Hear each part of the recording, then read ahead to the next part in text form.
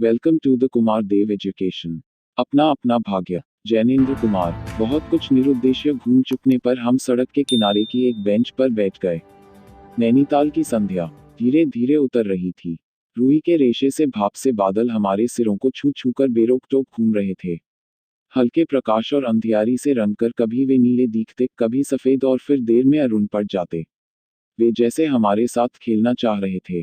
पीछे हमारे पोलो वाला मैदान फैला था। सामने अंग्रेजों का एक प्रमोद गृह था, जहां सुहावना रसीला बाजा बज रहा था और पार्श्व में था वही सुरम्य अनुपम नैनीताल।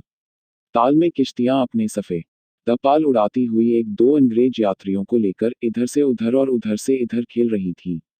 कहीं कुछ अंग्रेज एक एक देवी सामने प्रतिस्थापित कर अपनी सुशक्ल की डोंगियों को मानो शर्त बांधकर सर पर दौड़ा रहे थे। कहीं किनारे पर कुछ साहब अपनी बंसी डाले सधैर्य एकाग्र एकस्थ एकनिष्ठ मछली चिंतन कर रहे थे। पीछे पोलो लान में बच्चे किलकारियां मारते हुए हॉकी खेल रहे थे। शोर मारपीट गाली गलौज भी जैसे खेल का ही अंश था। इस तमाम खेल को उतने क्षणों का उद्देश्य बना। वे बालक अपना सारा मन, सारी देह, समग्र बल और समूची विधा लगाकर मानो खत्म कर देना चाहते थे। उन्हें आगे की चिंता न थी, बीते का ख्याल न था।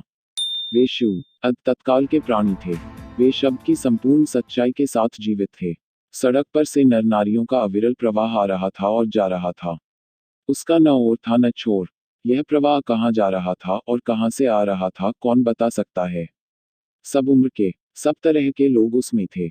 मानो मनुष्यता के नमूनों का बाजार सजकर सामने से इठलाता निकला चला जा रहा हो। अधिकार गर्व में तने अंग्रेज उसमें थे और चिथड़ों से सजे घोड़ों की बाग थामे वे पहाड़ी उसमें थे, जिन्होंने अपनी प्रतिष्ठा और सम्मान को कुचलकर शून्य बना लिया है और जो बड़ी तत्परता से दुम हिलाना सीख गए हैं। भागते खेलते हंसते शरारत करते लाल लाल अंग्रेज बच्चे थे और पीली पीली आंखें फाड़े पिता की उंगली पकड़कर चलते हुए अपने हिंदुस्तानी नौनिहाल भी थे। अंग्रेज पिता थे जो अपने बच्चों के साथ भाग रहे थे, हंस रहे थे और खेल रहे थे। उधर भारतीय पितृदेव भी थे जो बुजुर्गी को अपने चारों तरफ लपेटे धन संपन्नता के लक्षणों का प्रदर्शन करते हुए चल रहे थे। अंग्रेज रमणियां थी जो धीरे धीरे नहीं चलती थी, तेज चलती थी। उन्हें न चलने में थकावट आती थी, न हंसने में मौत आती थी।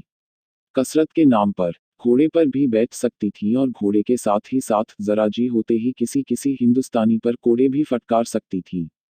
वे दो दो तीन तीन चार चार की टोलियों में शंख निरापद इस प्रवाह में मानो अपने स्थान को जानती हुई सड़क पर चली जा रही थी। उधर हमारी भारत की कुललक्ष्मी सड़क के बिल्कुल किनारे दामन बचाती और संभालती हुई साड़ी की कई तहों में सिमट सिमट कर लोकलाज स्त्रीत्व और भारतीय गरिमा के आदर्श को अपने परिवेष्टनों में छिपाकर सहमी सहमी धरती में आंख गाड़े कदम कदम बढ़ रही थी। इसके साथ ही भारतीयता का एक और नमूना था। अपने कालेपन को खुरच खुरच कर बहा देने की इच्छा करने वाला अंग्रेजीदा पुरुषोत्तम भी थे, जो नेटिवों को देखकर मुंह फेर लेते थे और अंग्रेज को देखकर आंखें बिछा देते थे और दुम हिलाने लगते थे। वैसे वे अकड़ कर चलते थे मानो भारत भूमि को इसी अकड़ के साथ कुचल कुचल कर चलने का उन्हें अधिकार मिला है। घंटे के घंटे सरक गए। अंधकार गाढ़ा हो गया। बादल सफेद होकर जम गए। मनुष्यों का वह तांता एक एक कर क्षीण हो गया। अब इक्का दुक्का आदमी सड़क पर छतरी लगाकर निकल रहा था। हम वहीं के वहीं बैठे थे। सर्दी सीमा लू हुई। हमारे ओवरकोट भीग गए थे। पीछे फिरकर देखा। यह लाल बर्फ की चादर की तरह बिल्कुल स्तब्ध और सुन्न पड़ा था। सब सन्नाटा था। तल्लीलाल की बिजली की रोशनियां दीप मालिका सी जगमगा रही थी।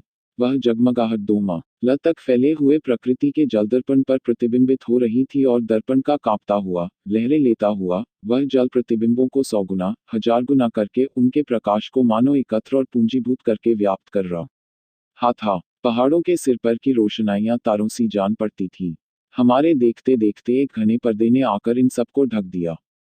रोशनियां मानो मर गई। जगमगाहट लुप्त हो गई। वे काले काले भूत से पहाड़ भी इस सफेद पर्द के पीछे छिप गए। पास की वस्तु भी न दिखने लगी। मानो यह घनीभूत प्रलय था। सब कुछ इस घनी गहरी सफेदी में दब गया। एक शुभ्र महासागर ने फैलकर संस्कृति के सारे अस्तित्व को डुबो दिया। ऊपर नीचे चारों तरफ वह निर्भेद्य सफेद शून्यता ही फैली हुई थी। ऐसा घना कोहरा हमने कभी न देखा था। वह टप टप टपक रहा था। मार्ग अब बिल्कुल निर्जन चुप था। वह प्रवाह न जाने किन घोंसलों में जा छिपा था। उस वृहदाकार शुभ्र शून्य में कहीं से 11 बार टन टन हो उठा। जैसे कहीं दूर कब्र में से आवाज आ रही हो। हम अपने अपने होटलों के लिए चल दिए। रास्ते में दो मित्रों का होटल मिला। दोनों वकील मित्र छुट्टी लेकर चले गए। हम दोनों आगे बढ़े। हमारा होटल आगे था। ताल के किनारे किनारे हम चले जा रहे थे। हमारे ओवरकोट तर हो गए थे। बारिश नहीं मालूम होती थी, पर वहां तो ऊपर नीचे हवा से कण कण में बारिश थी। सर्दी इतनी थी कि सोचा कोट पर एक कंबल और होता तो अच्छा होता। रास्ते में ताल के बिल्कुल किनारे पर बेंच पड़ी थी। मैं जी में बेचैन हो रहा था। झटपट होटल पहुंचकर इन भीगे कपड़ों से छुट्टी पाक गरम बिस्तर में छिपकर सोना चाहता था, पर साथ के मित्रों की सनक कब उठेगी, कब थमेगी इसका पता न था। और वह कैसी क्या होगी इसका भी कुछ अंदाज न था। उन्होंने कहा, आओ जरा यहाँ बैठे।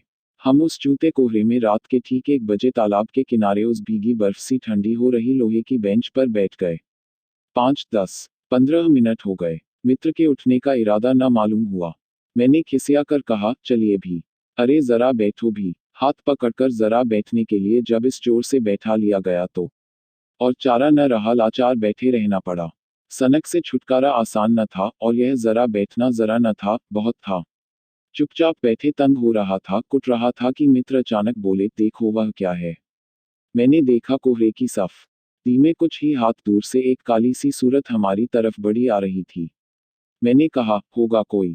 3 गज की दूरी से दीख पड़ा एक लड़का सिर के बड़े बड़े बालों को खुजलाता चला आ रहा है।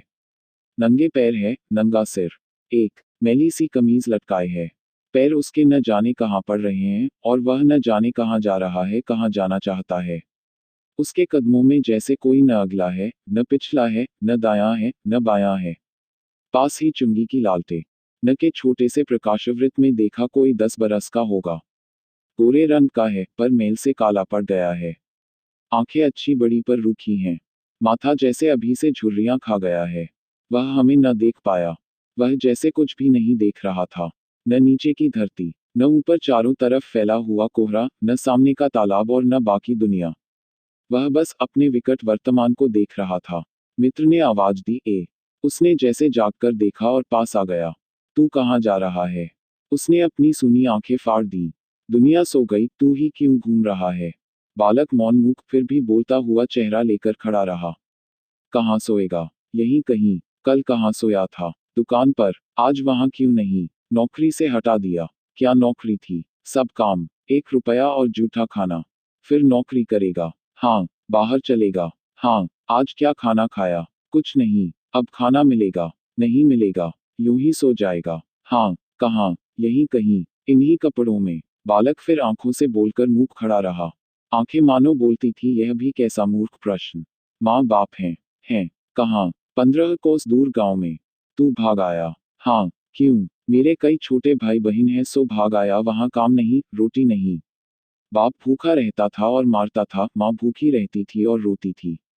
सो भाग आया। एक साथी और था, सी गांव का, मुझसे बड़ा था। दोनों साथ यहाँ आए। वह अब नहीं है। कहाँ गया? मर गया। मर गया? हाँ, साहब ने मारा, मर गया। अच्छा, हमारे साथ चल। वह साथ चल दिया। लौटकर हम वकील दोस्तों के होटल में पहुंचे। वकील साहब, वकील लोग होटल के ऊपर के कमरे से उतर कर आए। कश्मीरी दोशाला लेपेटे थे, मोज चढ़े पैरों में चप्पल थी। स्वर में हल्की सी झुंझलाहट थी, कुछ लापरवाही थी। आहा, फिर आप कहिए, आपको नौकर की जरूरत थी ना? देखिए, यह लड़का है। कहाँ से ले आए? इसे आप जानते हैं? जानता हूँ, यह बेईमान नहीं हो सकता। अजी, ये पहाड़ी बड़े शैतान होते हैं। बच्चे बच्चे में गुल छिपे रहते हैं। आप भी क्या अजीब हैं। उठा लाए कहीं से, लो जी, यह नी कर लो। मानिए तो, यह लड़का अच्छा निकलेगा। आप भी, जी, बस खूब है। हेरे गहरे को नौकर बना लिया जाए, अगले दिन वह न जाने क्या क्या लेकर चंपत हो जाए। आप मानते ही नहीं, मैं क्या करूं? माने क्या खाक? आप भी, जी, अच्छा मजाक करते हैं। अच्छा, अब हम सोने जाते हैं। और वे 4 रुपये रोज के किराए वाले कमरे में सजी मसहरी पर सोने झटपट चले गए। वकील साहब के चले जाने पर होटल के बाहर आकर मित्र ने अपनी जेब में हाथ डालकर कुछ टटोला, पर झट कुछ निराश भाव से हाथ बाहर कर मेरी ओर देखने लगे। क्या है? इसे खाने के लिए कुछ देना चाहता था, अंग्रेजी में मित्र ने कहा, मगर 10-10 के नोट हैं। नोट ही शायद मेरे पास हैं, देखें। सचमुच मेरे पॉकेट में भी नोट ही थे। हम फिर अंग्रेजी में बोलने लगे। लड़के के दांत बीच बीच में कटकटा उठते थे। कड़ाके की सर्दी थी। मित्र ने पूछा, तब मैंने कहा 10 का नोट ही दे दो। सकपकाकर मित्र मेरा मुंह देखने लगे। अरे यार, बजट बिगड़ जाएगा। हृदय में जितनी दया है, पास में उतने पैसे तो नहीं हैं। तो जाने दो, यह दया ही इस जमाने में बहुत है।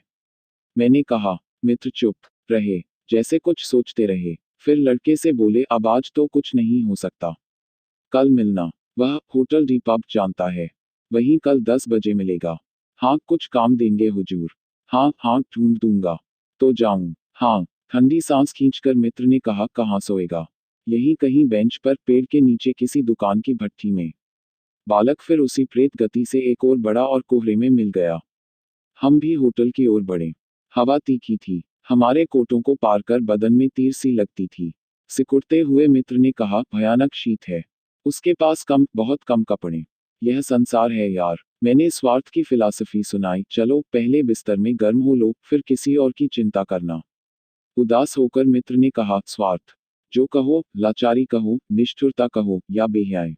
दूसरे दिन नैनीताल स्वर्ग के किसी काले गुलाम पशु के दुलारे का वह बेटा, वह बालक निश्चित समय पर हमारे होटल रिपब में नहीं आया। हम अपनी नैनीताल की सैर खुशी खुशी खत्म कर चलने को हुए। उस लड़के की आस लगाते बैठे रहने की जरूरत हमने न समझी। मोटर में सवार होते ही थे कि यह समाचार मिला कि पिछली रात एक पहाड़ी बालक सड़क के किनारे पेड़ के नीचे ठिठुर कर मर गया।